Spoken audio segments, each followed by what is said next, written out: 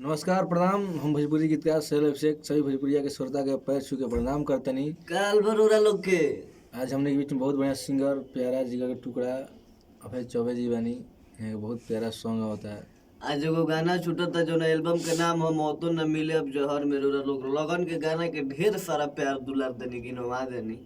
ओकरा बाद एगो फैट सॉन्ग जाता और तमाम आज बढ़िया बढ़िया हमने के बहुत बढ़िया बढ़िया होली के प्रोजेक्ट कैले बने जा हर कंपनी से। तो आप लोग के होली भी सुने के मिली। आए तो धुआं धुआं कैले रहे जा गाना जी कैले रहे तनी बोला लेखा में बनाई रुआ बोली रुआ